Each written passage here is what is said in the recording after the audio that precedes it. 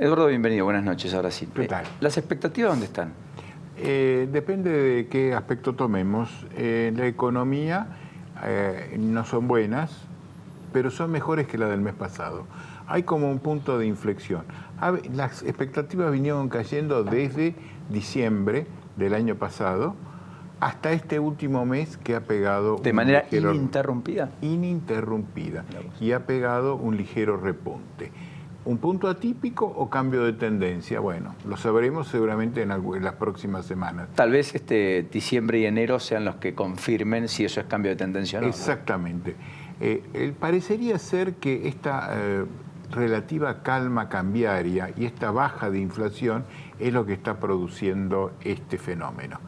Si es así, seguramente vamos a encontrar un primer y segundo trimestre del año próximo con la imagen de las principales referentes del gobierno mejorados.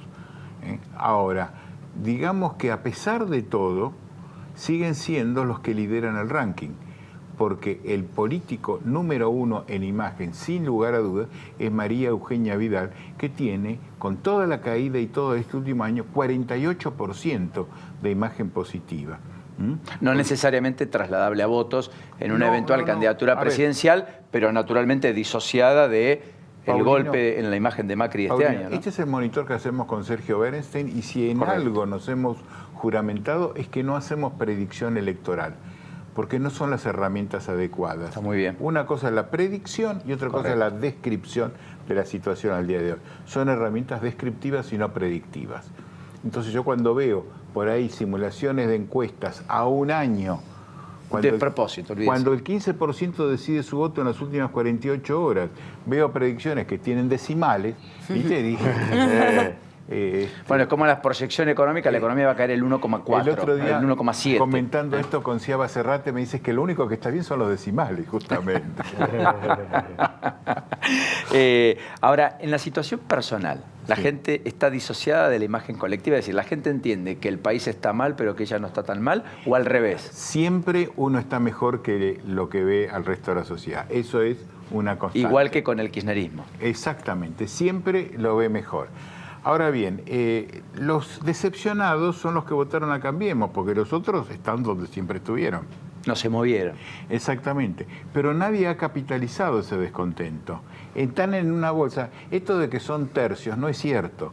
Digamos, hay un sector, el macrismo tenía un poco más del 50%, ¿sí? De eso, 30 puntos sobre 52 siguen con buena imagen del macrismo. Y el otro está en una especie de limbo que no sé lo que haría, estoy viendo, etc. Pero cuando uno ve a quien nunca votaría, Cristina Fernández de Kirchner tiene arriba del 60%. O sea, sería impensable en un balotaje. Así que en este momento hay una trabazón y depende mucho de qué pase con la economía y la seguridad en el próximo año. Porque este asunto del protocolo, etcétera, tiene su correlato con la población. El problema número uno es la inflación, pero el número dos es la inseguridad. Con lo cual, el gobierno tiende a pensar que morigerada la inflación, por las razones que pusimos antes, etcétera, y con un alto costo igualmente, etcétera, pero en cualquiera de los casos podría desaparecer como principal preocupación y la principal ser otra vez la seguridad, que es la que ha venido acompañando el ciclo estadístico, ¿no? Ayúdame, pero salvo este año, creo que siempre fue la seguridad el punto. Seguridad e inflación se estuvieron intercambiando en el podio por poquitos puntos. Cuando había un incidente grave ganaba inseguridad, cuando había un golpecito inflacionario ganaba inflación, andaban así. En este último segundo semestre, ahí sí, ya se han despegado y está inflación 95% e inseguridad del orden del 65%. O sea, como respuesta abierta de los problemas exactamente, del principal problema. Ahora, la inseguridad nunca marcó una elección. A mi gusto, digamos, nadie votó por más o menos inseguridad. La inflación sí, es decir, billetera alcanza para, no es lo mismo que billetera que no llena. Y acá hay ¿O me equivoco? No, no te equivocas. Pero acá hay una diferencia con mis colegas economistas, que hacen énfasis con el tema del crecimiento económico. En términos electorales es mucho más importante planchar la inflación que el crezca la economía. No nos olvidemos, Menem ganó la reelección con el 12% de desocupación, pero había cero inflación. 95. Sí, exactamente. Y si mal no recuerdo, 2011 fue el quiebre de inflexión, después vino el cepo, etcétera, y el amesetamiento barra caída del empleo privado, Exacto. solo absorbido por el sector público, el empleo que se generaba, y una economía estancada en el kirchnerismo que de todas maneras le impidió ganar 2013 y 2015, ¿no? Ahora, aún así, con todas las cifras que tenemos, entre las preocupaciones, el temor al desempleo no está entre las 10 primeras. ¿Y eso por qué? Porque no, digamos, primero, las mediciones del empleo hay que medirlo con esto. El empleo no es un valor absoluto, sino relativo a la cantidad de gente que busca trabajo. Entonces, aparentemente aumentó el desempleo porque también aumentó la cantidad de gente que busca trabajo, ¿no es cierto? Entonces, en términos... O sea, no hay una destrucción masiva de empleo, sino que hay sectores que están muy perjudicados, industria, comercio, etcétera, donde hay baja de puestos de trabajo. Periodismo.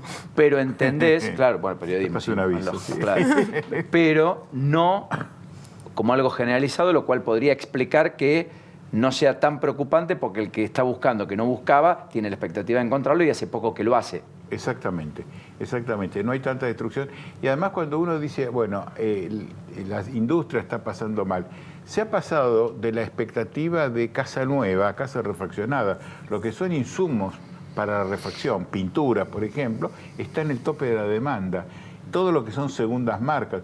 O sea, dentro de esta mezcla hay ganadores y perdedores, ¿no es cierto? No es todo absolutamente lineal. Homogéneo, correcto. Ah, ¿sabés que hay? Yo estuve en San Juan la semana pasada, que no pudimos salir porque Tenés se había razón, cortado. con una comitiva de empresarios brasileños. Exactamente. ¿Sabés qué, Eduardo, para compartir? Hay producción agropecuaria que no la pueden sacar del campo por falta de mano de obra. Sí. Bueno, eso pasaba en Mendoza ya hace un tiempo. Y en Mendoza ocurre lo mismo. Quiere decir que hay trabajo, pero no hay gente que se coloca para ese trabajo. Al punto que el gobierno de San Juan está colocando una especie de plan social desde que la persona vaya a trabajar. O sea, el Estado le paga a la persona para que vaya a trabajar al campo privado, la empresa privada paga la obra social y las cargas sociales, y a los 6 meses resuelve con quién se queda, que es el que sea más productivo.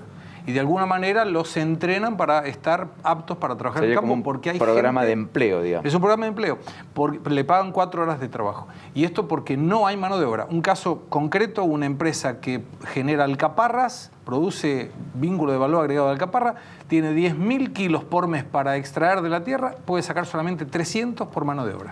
A ver, vos hablaste bien de Vaca Muerta. Y en Añelo el problema mayor que tiene el intendente es la posibilidad de la conurbanización. ¿Por qué? Porque vienen todos a pedir trabajo, consiguen trabajo, pero no tienen dónde vivir. La tierra es muy cara en el valle y en la meseta se conurbaniza. Es decir, vas... ¿Y hay alguien pensando, planificando Bueno, eso? este es el gran tema. Nadie planifica, nadie genera una perspectiva de una localización. Las mujeres, las esposas de los trabajadores de los pozos petrolíferos que tienen 30 o 40 años de perspectiva que van a trabajar ahí, no quieren ir a vivir a Añelo porque no tienen nada. Claro. Entonces, tienen que hacer esos 100 kilómetros de viaje hasta Neuquén o hasta Cutralcó, y ahí también empieza el problema de las familias. Pero las mujeres no tienen que hacer, no tienen dónde mandar a sus hijos al colegio. Bueno, esa idea de Argentina sin planificar me parece que nos describe bastante también. Sí, ¿o no? exactamente, exactamente. ¿No? Y detrás de Vaca Muerta toda la infraestructura necesaria. Que es impresionante. En muy poco tiempo vamos a chocar contra el problema de la falta de camino, de vía férrea, de electricidad y de todo lo que hace falta. Están discutiendo hoy quién se va a hacer cargo del PPP, si lo va a seguir manejando Dietrich, si lo sigue o lo va a manejar Peña ahora. Ya se cambió, lo pasó a la órbita de la jefatura de gabinete, boletín oficial de esta mañana. Bueno, va a quedar bajo pasa. En la órbita de Marcos Peña. Se lo sacaron a la cartera de Rogelio Frigerio. Y a Kumar pasa a Rogelio Frigerio. A Kumar sí. Se le sacaron a la órbita del Rabino Berman. Exactamente, porque entendían que ahí había cuestiones para resolver. Eduardo, ¿y la justicia? Y la justicia. Bien, gracias. Bien, gracias.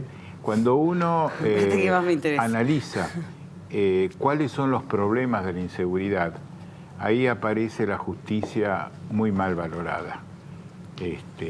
Naturalmente, cuando uno hace todo un gran promedio es injusto con unos y con otros. Es demasiado benévolo con los malos y demasiado malévolo con los buenos, ¿no es cierto?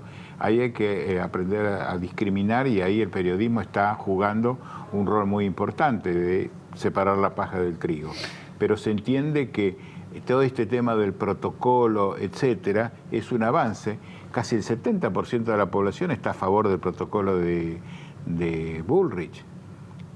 Pero se entiende que si después los jueces los dejan libres, para vengarse de los policías que los tiraron, va a ser peor el remedio que la enfermedad, ¿no? Sí, y probablemente lo que la gente valide sea con hartazgo y enojo, lo que transita y vive a cotidiano, más que un protocolo con el estudio que la sociedad le pueda dar a un protocolo en estas condiciones y que conozca con precisión respecto a el mismo protocolo, qué es lo que va a poder hacer la policía y antes no hacía, me parece. Ahí hay un problema conceptual y que yo lo vi bien definido por un jurista, es que se decía si Chocobar actuó en legítima defensa y él decía, la policía no tiene que actuar en legítima defensa sino en legítimo ataque, no está para defenderse, está para ir contra el delito, no para defenderse del delito, ¿no es cierto? Sí, el problema yo creo que nos falta ese concepto de decir está para atacar el delito dentro de las leyes, los derechos humanos, etcétera, etcétera. Más en un día como el de hoy. Eduardo, te agradezco enormemente. Por favor. Enorme placer de tenerte acá.